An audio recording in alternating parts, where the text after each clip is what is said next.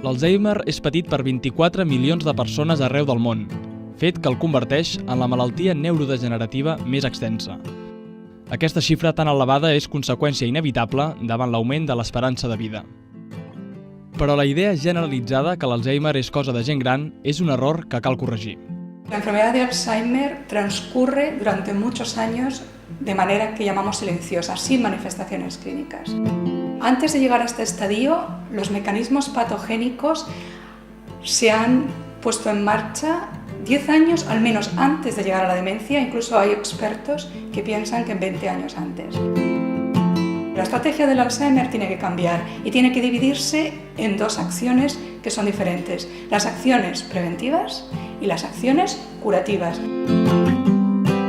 Estudis epidemiològics van detectar que els malalts crònics d'osteoporosi i d'artritis tenien un 50% menys de possibilitats de patir Alzheimer si s'havien tractat amb antiinflamatoris no esteroidals. El Alzheimer es un problema, pensamos, de acumulación anormal de la proteína del amiloide en el cerebro. Todos tenemos amiloide, incluso parece que tiene una función biológica. Pero lo que es malo es cuando el amiloide se acumula demasiado y no sale del cerebro, no se elimina del cerebro de una manera apropiada, y ese aumento causa daño a las neuronas y causa daño a los astrocitos. Els astròcits són un tipus cel·lular poc estudiat fins ara. Són cèl·lules molt nombroses al cervell. Evidències recents estan revelant que els astròcits juguen un paper molt més important en la fisiologia del cervell.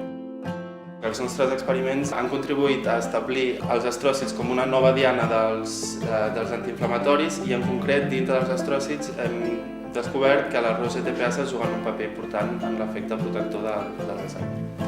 Aquí entran los antiinflamatorios no esteroideos. ¿Y de dónde viene mi interés en este medicamento como un medicamento preventivo?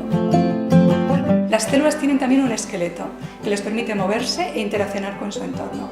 Y las ROS-ATPasas serían como las articulaciones de ese citoesqueleto, que ensamblan las piezas, que las cambian de sitio, que hacen que el citoesqueleto sea más grande, más pequeño, más largo. Nosotros pensamos que el mecanismo protector de los antiinflamatorios no esteroideos eran estas ROS-ATPasas.